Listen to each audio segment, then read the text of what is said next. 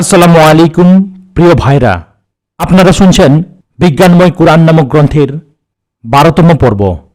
আজকের পর্বে রয়েছে ঋতুস্রাব বা মেনস্ট্রুয়েশন। যারা চ্যানেলটিতে নতুন তাদের উদ্দেশ্যে বলবো দয়া করে সাবস্ক্রাইব করে নিন, এবং যারা ইতিপূর্বে সাবস্ক্রাইব করে নিয়েছেন তাদের অসংখ্য ধন্যবাদ। আসুন শুরু করা যাক ঋতুস্রাব বা মেনস্ট্রুয়েশন। প্রাপ্তবয়স্ক মহিলাদের জরায়ু অর্থাৎ ইউটেরাস থেকে প্রতি মাসে 5 থেকে 7 দিন ধরে যে রক্তক্ষরণ হয় তার নাম মাসিক বা ঋতুস্রাব, ইংরেজিতে যাকে বলা হয় মেনস্ট্রুয়েশন। গর্ভবতী না হওয়া পর্যন্ত মহিলাদের এ ধরনের রক্তক্ষরণ বা ঋতুস্রাব প্রতি মাসে ঘটে থাকে। যদিও এটা দেহতাত্ত্বিক ঘটনা অর্থাৎ সাইকোলজিক্যাল ফেনোমেনন। আল কোরআন এটাকে হার্ট অ্যান্ড পলিউশন বলেছে, যার পেছনে বৈজ্ঞানিক যুক্তি রয়েছে। একজন ব্রিটিশ মহিলা ডাক্তার ক্যাথরিন ডাল্টন 1959 থেকে 1961 সন সময়কাল ধরে হাসপাতালে, রেস্তোরাঁয় এবং জেলখানায় কাজ করে এমন বালিকাদের মাসিক রক্তক্ষরণ কার্যকারিতার উপর গবেষণা চালিয়েছিলেন। তিনি এই গবেষণায় যেসব তথ্য উপস্থিত করেছিলেন সেগুলি হল মাসিক শুরু হওয়ার ঠিক আগে কিংবা মাসিক চলাকালে বালিকাদের কর্মদক্ষতা কিংবা দৈহিক উপযুক্ততা অনেকখানি কমে যায়। ডাক্তার ক্যাথারিন আর উল্লেখ করেছেন যে এ সময়ে অবসন্নতা, অমনোযোগিতা এবং দৈনন্দিন কাজকর্মের প্রতি অনীহা 26% থেকে 36% বৃদ্ধি পায়। তিনি আরও লিখেছেন যে ষষ্ঠ গ্রেডের ছাত্রীদের মধ্য থেকে 11 জনকে ক্লাস ক্যাপশন বানানো হয়, যাদের বয়সসীমা 16 থেকে 18 বছরের মধ্যে। এসব ক্লাস ক্যাপশনদের ক্ষমতা দেওয়া হয় ক্লাসে দুষ্ট ছাত্রীদের শাসন করার জন্য। এটা বেশ মজার ব্যাপার যে এসব শ্রেণী সর্দাররা নিজেদের ঋতুস্রাবকালে তাদের অধীনস্থ ছাত্রীদের উপর শাস্তি প্রয়োগের মাত্রা বাড়িয়ে দেয়, আবার মাসিক বন্ধ হয়ে গেলে স্বাভাবিক স্বভাবে ফিরে আসে। সুতরাং ডাক্তার ক্যাথারিন ডাল্টনের গবেষণা থেকে এটা স্পষ্ট হয়েছে যে ঋতুস্রাব শরীর ও মনের উপর ক্ষতিকর প্রতিক্রিয়া সৃষ্টি করে। বিখ্যাত স্ত্রী বিশেষজ্ঞ উইলফ্রেড শ বলেছেন, a feeling of uneasiness during normal menstruation, specially in the lower abdomen, is quite common. Some girls get severe pain during the first period, and in some, pain may last throughout life during each menstruation. According to Dr. John Graham, since there is chance of spreading disease and getting infection during menstruation, it cannot be regarded as absolutely normal and psychological. চিকিৎসা বিজ্ঞানীরা এ তথ্য প্রমাণ করেছেন যে ঋতুস্রাবকালে স্বামী স্ত্রীর যৌন মিলন উভয়ের স্বাস্থ্যের জন্য যেমন ক্ষতিকর, তেমনি রোগ জীবাণু সংক্রমণের সম্ভাবনা অত্যন্ত স্বাভাবিক। কারণ এ সময় জরায়ুর মুখ খোলা থাকে, যার ফলে বাইরে থেকে রোগ জীবাণুর দ্বারা সংক্রমণের বিশেষ অবকাশ থাকে যদি এ সময় যৌন মিলন ঘটে। জরায়ুর দুপার্শ্বে দুটি ফেলোপিয়ান নামক টিউব থাকে, যাদের মাধ্যমে জরায়ুটা সরাসরি তলপেটের গহ্বরের সঙ্গে সংযুক্ত। এ সংযুক্তির কারণে সংক্রমণ বিস্তৃতি খুবই বিপজ্জনক। অধিকন্তু নারীর যৌননালীতে যদি গনোরিয়া ও সিলিফিসের মতো রোগের সংক্রমণ থাকে তবে ওই সংক্রমণ দ্রুত ভেতরের দিকে ছড়িয়ে পড়ে। সংক্রমণ এভাবে ছড়িয়ে পড়ার কারণে এন্ডোমেট্রাইটিস, স্যালপিঙ্গাইটিস, পেরিটোনাইটিস এবং এমনকি পেলভিক সেলুলাইটিস রোগ স্ত্রীদেহে সংক্রমিত হয়। একথা সবাই স্বীকার করবেন যে স্বামী স্ত্রীর যৌন মিলন একটি আবেগতাড়িত উত্তেজনাপূর্ণ ব্যাপার। এ কারণে মাসিককালে যৌন মিলন ঘটলে স্বাস্থ্যসম্মত বিধিনিষেধ নিয়ন্ত্রণ সীমার মধ্যে থাকে না। তাই জরায়ুর মুখ যেহেতু খোলা থাকে তখন স্ত্রীর অংশীদার স্বামীর শরীরে রোগ সংক্রমণের অবকাশ থাকে। এটা খুবই সত্য। ডক্টর গ্রাহামের মতে ঋতুকালে স্ত্রী সহবাস থেকে বিরত থাকার বিষয়টি মনস্তাত্ত্বিক নয়, বরং স্বাস্থ্যগত। সুতরাং বৈজ্ঞানিক গবেষণা থেকে দেখা যাচ্ছে যে ঋতুস্রাব এক ধরনের অসুস্থতা এবং অপবিত্রতা। তাই এ সময় স্বামী স্ত্রী দৈহিকভাবে বিচ্ছিন্ন থাকা খুবই সঙ্গত, যা মহান কোরআন 1400 বছর পূর্বে আমাদেরকে তথা মানবজাতিকে সতর্ক করে উপদেশ দিয়েছে। দে আস্ক ইউ, ও মুহাম্মদ সাল্লাল্লাহু আলাইহি সাল্লাম, concerning menstruation, say it is hurt and pollution. So keep away from women during menstruation and go not unto them till cleansed, and when they have purified themselves, then go into them as Allah has enjoined upon you. Truly Allah loves those who turn into him and loves those who care for cleanness. লোকেরা আপনাকে হে মোহাম্মদ সাল্লাল্লাহু আলাইহি সাল্লাম জিজ্ঞেস করে মহিলাদের ঋতুস্রাব সম্পর্কে। আপনি বলুন, এটা তো একরকম অসুস্থতা ও অপবিত্রতা। সুতরাং এই সময় স্ত্রীদের কাছ থেকে পৃথক অবস্থানে থাকো এবং পবিত্র না হওয়া পর্যন্ত তাদের নিকটবর্তী হইও না। যখন তারা পবিত্র হয়ে যাবে তখন আল্লাহর নির্দেশ মোতাবেক তাদের সান্নিধ্য উপভোগ করো। সত্য সত্যই আল্লাহ পাক তাদের ভালোবাসেন যারা তার আদেশের দিকে প্রত্যাবর্তন করে, আর ভালোবাসেন তাদের যারা সুচিতা সম্পর্কে যত্নবান। সূরা বাকারা 222 নম্বর আয়াত। ইউসুফ আলী আজান শব্দের অনুবাদ করেছেন হার্ট অ্যান্ড পলিউশন। এ শব্দের আরও একটি অর্থ হল ইম্পিউরিটি বা অপবিত্রতা। উভয় অর্থই এ আয়াতে প্রয়োগ করা হয়েছে। সুতরাং রসস্রাবকালে আল্লাহ তাআলা স্ত্রী মিলন নিষিদ্ধ করেছেন, যা চিকিৎসা বিজ্ঞানীরা গ্রহণ করেছেন। এছাড়া এ সময় স্ত্রী মিলন একজন রুচিসম্পন্ন পুরুষের কাছে অসুচিমূলক অনাকাঙ্ক্ষিত বিষয়। এটা আল্লাহ পাকের নির্দেশ বহির্ভূত কাজ। যারা আল্লাহর এর নির্দেশ অমান্য করে তারা নানা রকম অসুখে জর্জরিত হয়ে পড়ে। তাই দাম্পত্য জীবন সুখকর হয় না। একটি ডিম্বাণুর অর্থাৎ ওভামের ভেতর একটি শুক্রাণু অর্থাৎ স্পার্ম প্রবেশ করে নিষেক ঘটাতে পারলেই ভ্রূণ সৃষ্টি হয়। কিন্তু অনেক সময় দুটি ভ্রূণ সৃষ্টির ফলে দুটি শিশুর জন্ম হয়ে থাকে। এদের বলা হয় যমজ অর্থাৎ টুইন শিশু। কোনো কোনো যমজ শিশু দেখতে একই রকম এবং এদের চরিত্রের সমস্ত বৈশিষ্ট্যও একই রকম হয়ে থাকে। এদেরকে বলা হয় মনোজাইগোটিক যমজ অর্থাৎ মনোজাইগোটিক টুইন। এই যমজরা একটি মাত্র নিষিক্ত ডিম্বাণু থেকে জন্ম নেয়। অর্থাৎ একটি ডিম্বাণু নিষিক্ত হওয়ার পরে যে প্রথম কোষ বা জাইগোট তৈরি হয় তা ভ্রূণে পরিণত হওয়ার আগে বিভাজিত হয়ে দুটি আলাদা ভ্রূণ সৃষ্টি করে। এরা মাতৃগর্ভে পাশাপাশি একই সঙ্গে দুটি শিশুতে রূপান্তরিত হয়। এক্ষেত্রে কেবলমাত্র দুটি ছেলে বা দুটি মেয়ে যমজ হিসেবে জন্ম নেয়। এদের দেখলে মনে হয় যেন একজন আর একজনের ক্লোনিং বা কপি। আবার সম্পূর্ণ আলাদা দেখতে যেসব যমজ শিশু তাদের জন্ম হয় যখন দুটি ডিম্বাণু অর্থাৎ ওভাম আলাদাভাবে দুটি শুক্রাণু অর্থাৎ স্পার্ম দ্বারা নিষিক্ত হয়। অর্থাৎ এক্ষেত্রে দুটি পৃথক জাইগোট তৈরি হয়। তারা মাতৃগর্ভে দুটি ভ্রূণ সৃষ্টি করে। এ ধরনের যমজদের ডাইজাইগোটিক যমজ অর্থাৎ ডাইজাইগোটিক টুইন বলে। এই যমজদের ক্ষেত্রে দুটি ছেলে বা দুটি মেয়ে অথবা একটি ছেলে ও একটি মেয়ে জন্ম নিতে পারে। এদের চেহারা এবং চরিত্র আলাদা হয়ে থাকে কারণ শিশু দুটি পৃথক জাইগোট থেকে জন্ম নিয়ে থাকে।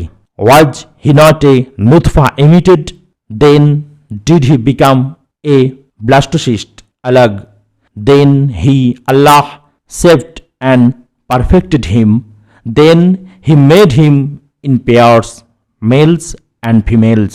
সে কি স্খলিত নুতফা ছিল না? অতঃপর তাকে রক্তপিণ্ডে পরিণত করা হয়। এরপর আল্লাহ তাকে আকার দান করেন এবং সুবিন্যস্ত করেন। এরপর তা থেকে সৃষ্টি করেন যুগল নরনারী।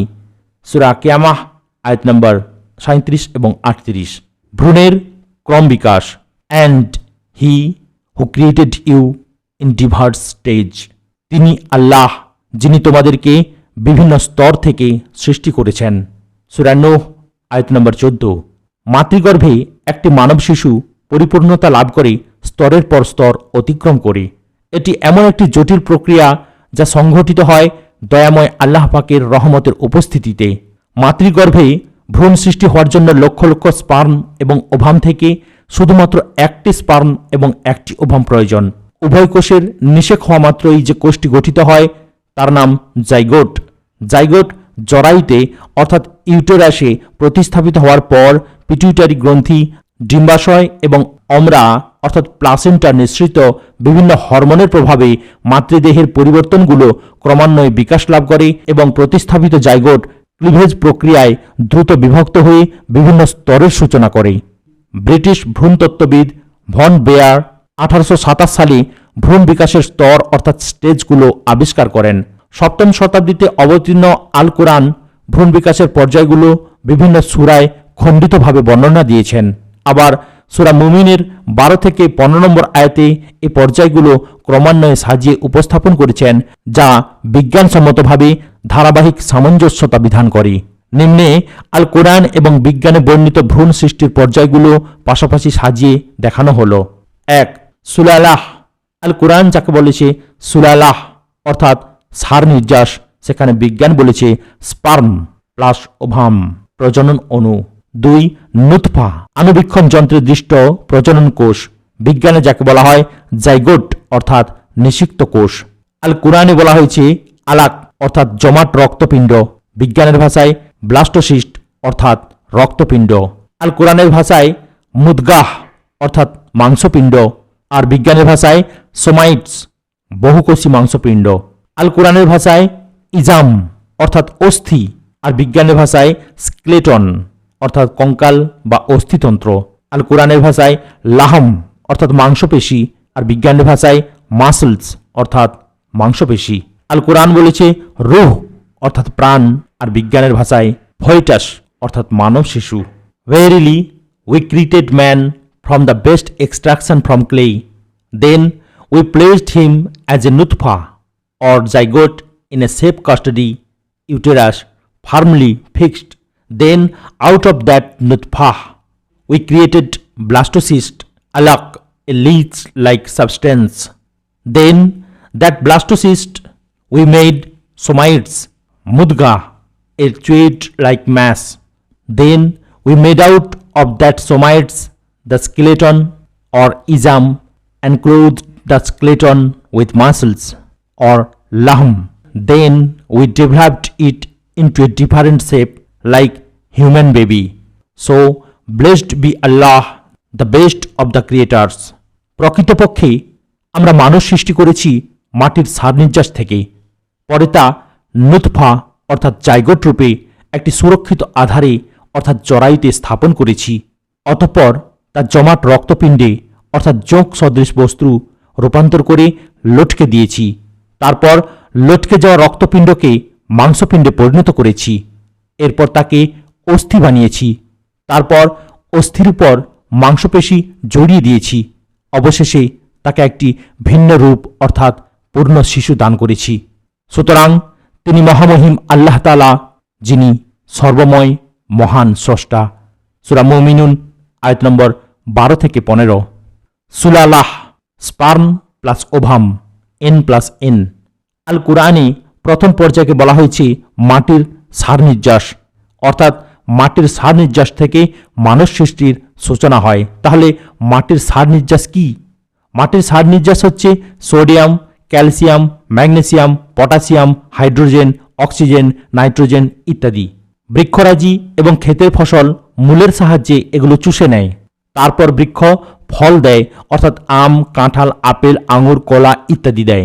ক্ষেতে ফসল অর্থাৎ ধান, গম, ভুট্টা, যব ইত্যাদি উৎপন্ন হয়। ফল এবং ফসলগুলো মানুষ খাদ্যরূপে গ্রহণ করার পর পাকস্থলিতে ডাইজেস্ট হয়। ডাইজেস্টিভ খাদ্যের সারনির্যাস থেকে জটিল রাসায়নিক প্রক্রিয়ায় পুরুষের শুক্রাশয়ে উৎপন্ন হয় স্পার্মাটোজুন এবং নারীর ডিম্বাশয়ে উৎপন্ন হয় ওভাম। অতঃপর স্পার্মাটোজুন এবং ওভামের নিষেক থেকে সৃষ্টি হয় জাইগোট।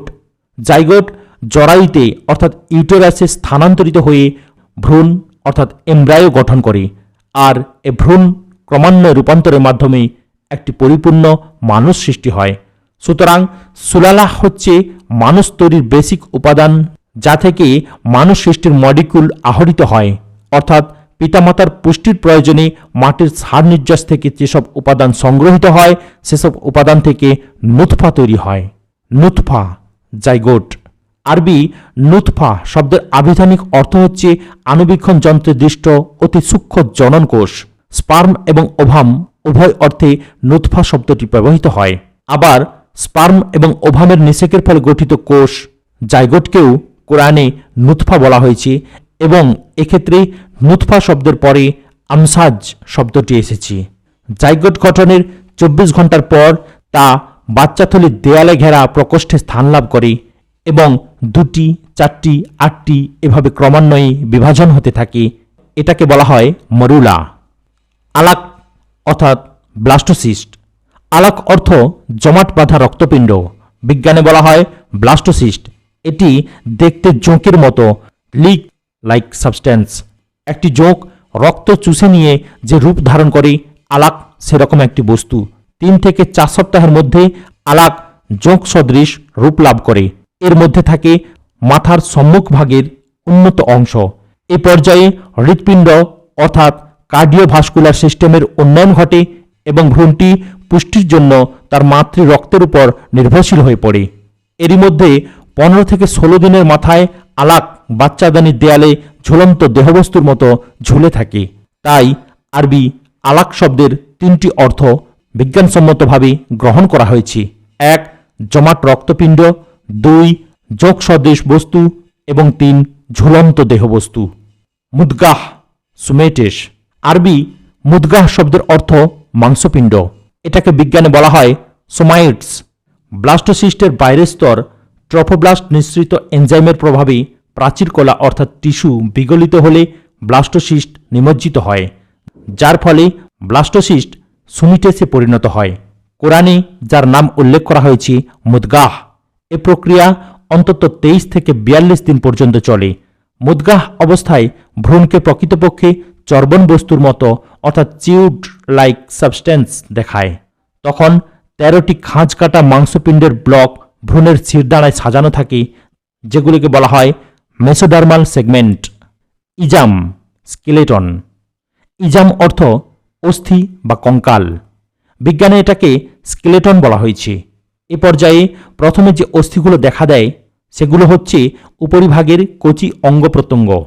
প্রাথমিক 6 সপ্তাহে কচি অঙ্গ প্রত্যঙ্গের মেসেনচিমাল টিস্যুগুলো কোমল অস্থিতে পরিণত হয়ে ভবিষ্যৎ অস্থির স্বচ্ছ মডেল গঠন করে। 6 সপ্তাহের শেষের দিকে উপরের দিকের অঙ্গ প্রত্যঙ্গ কঙ্কালের পূর্ণাঙ্গ কোমল মডেল প্রদর্শন করে।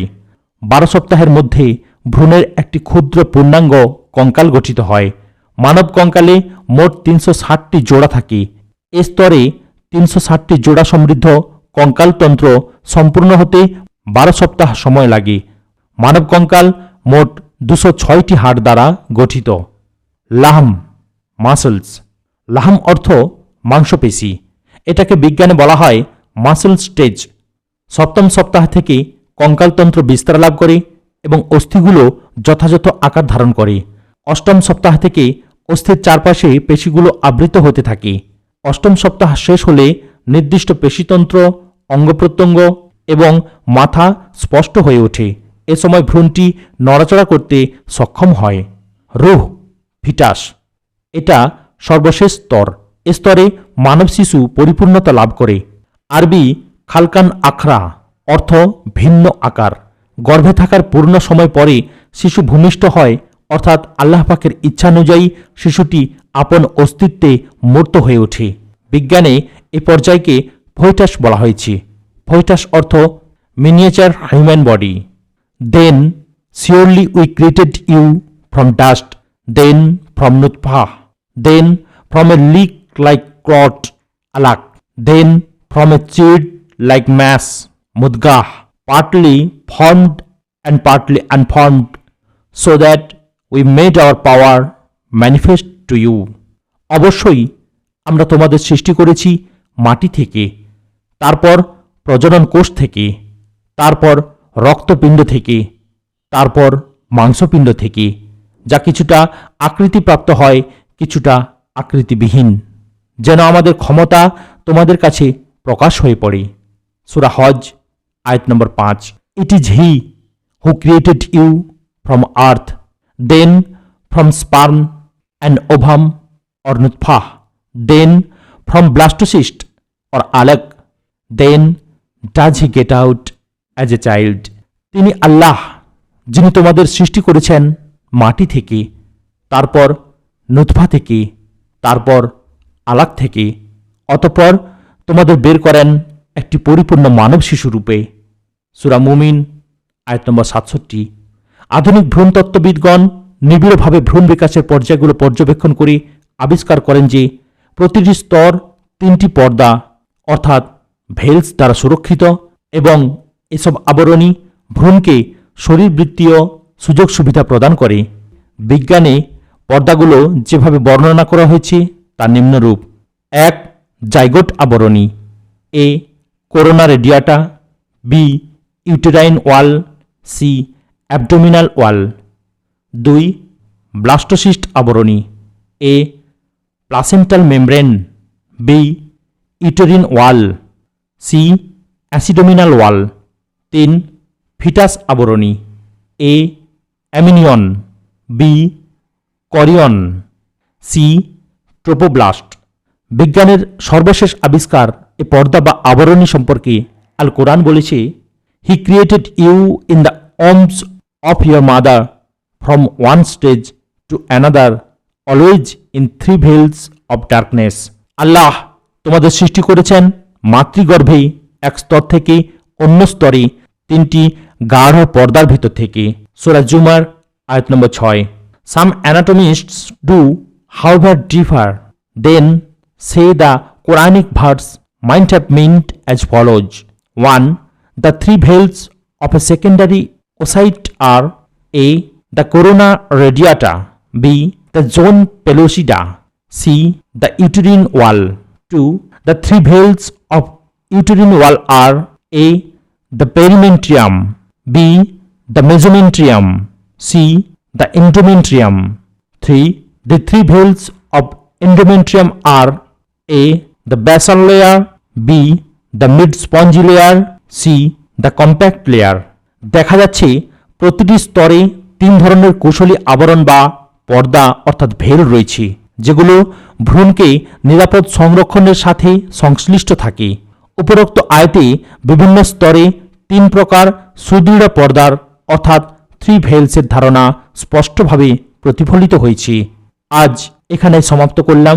ভিডিওর পরবর্তী অংশ অর্থাৎ ক্রোমোজোম সম্পর্কে জানার জন্য চ্যানেলটিকে সাবস্ক্রাইব করুন, লাইক, কমেন্ট এবং শেয়ার করতেও ভুলবেন না।